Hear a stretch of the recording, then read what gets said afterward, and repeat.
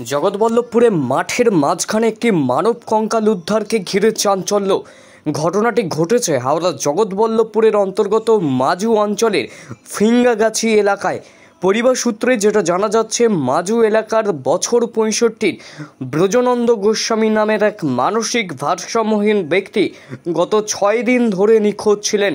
এই ঘটনায় ওই মানসিক ভারসাম্যহীন ব্যক্তির পরিবারের তরফ থেকে জগৎবল্লভপুর থানায় একটি মিসিং ডায়েরি করেছিলেন। আজ সকালে মাজু এলাকার একটি গ্যাসের গোডাউনের পিছনে একটি মাঠের মধ্যে এলাকারই এক ব্যক্তির মাঠের কাজে গিয়েছিলেন। তখনই মাঠের মধ্যে দেখতে পান একটি কঙ্কাল পড়ে আছে। তারপরে স্থানীয় মানুষদের তড়িঘড়ি খবর দেন ওই ব্যক্তি।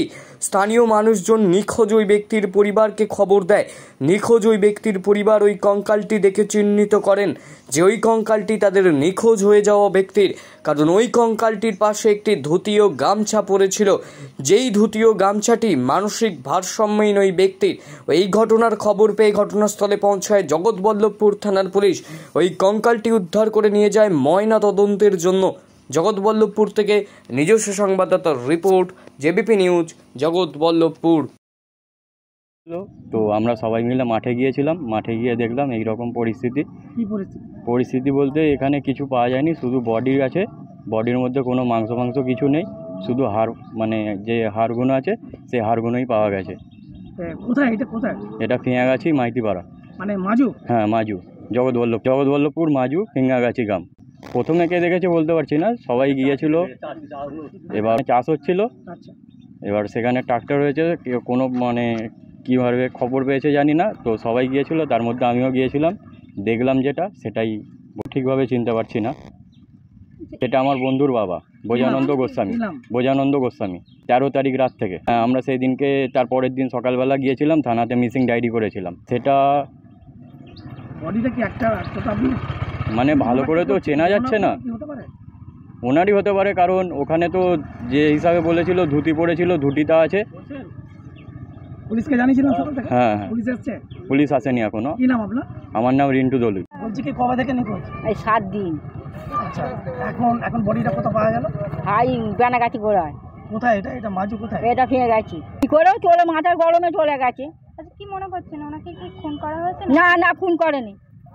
এমনি? হ্যাঁ, বয়স্ক হয়ে গেছে তো, বাউন্ডে পা বাঁকা বাঁকা। বয়স কত হবে না? 80-90 হয়ে গেছে। 80-90 বছর। আপনারা কি সকালেই দেখলেন? সকালে গরু বাঁধতে গিয়ে পুলিশ এসছে। এটা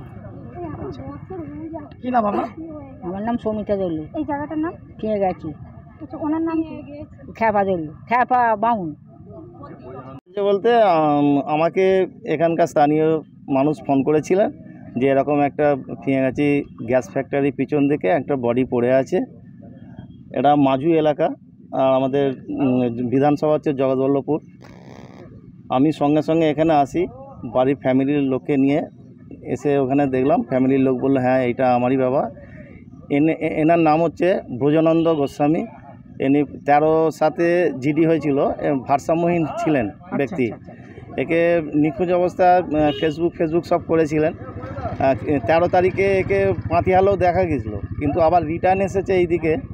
এখন তো যা বডির পরিস্থিতি, কিছু কঙ্কাল শুধু পড়ে আছে, কিছু দেখা যাচ্ছে না। যাক, ওনার বাড়ির ফ্যামিলির লোকই বলছে এটা আমাদেরই। পুলিশকে জানিয়েছি, থানায় জানিয়েছি, থানার গাড়ি আসছে, আমরা দাঁড়িয়ে আছি। থানায় এসে চিহ্নিত করতে পেরেছে ফ্যামিলির লোক, মানে আমরা তো কিছু বুঝতে পারছি না, ফ্যামিলির লোক চিহ্নিত করেছে। আপনার নাম? আমার নাম নীলোৎপল কর, মাজু প্রধানের আমি হাজব্যান্ড। বাবা ছিলেন, যেটা চিহ্নিত করে জানা গেছে ওখানে গিয়ে। কিভাবে বুঝলেন? হ্যাঁ, কিভাবে যে বুঝলেন? ওনার একটা পা বাঁকা আছে, পরনে ধুতিটা পায়ে জড়িয়ে আছে। উনি সাদা ধুতি আর পাঞ্জাবি পরে ছিলেন। কতদিন থেকে নিখোঁজ? মোটামুটি আজকে 5 দিন হয়ে গেল, 6 দিন নিখোঁজ। পুলিশকে জানিয়েছে, ডায়েরি করা আছে, পুলিশ আসবে। আপনারা কি মাঠে গিয়ে চিহ্নিত করলেন? মাঠে গিয়ে চিহ্নিত কোথায় পড়ে আছে দেখলেন? গ্যাস ফ্যাক্টরির পেছনে মাঠে? হ্যাঁ, মাজু অঞ্চল, এটা ফিঙাগাছি মাজু হবে।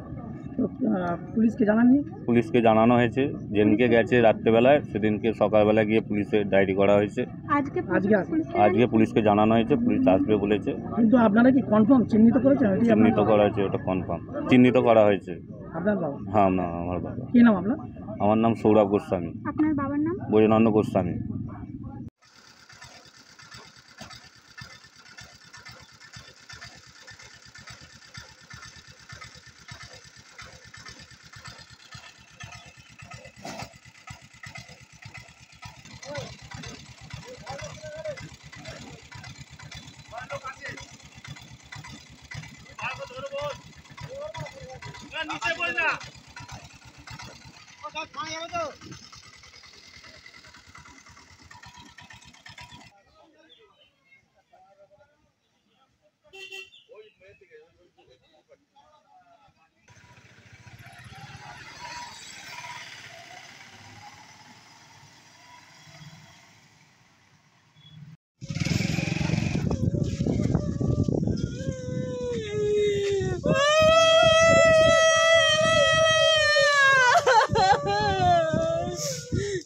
বাবুকে দেখে গেলে চেয়ারে বসে আছে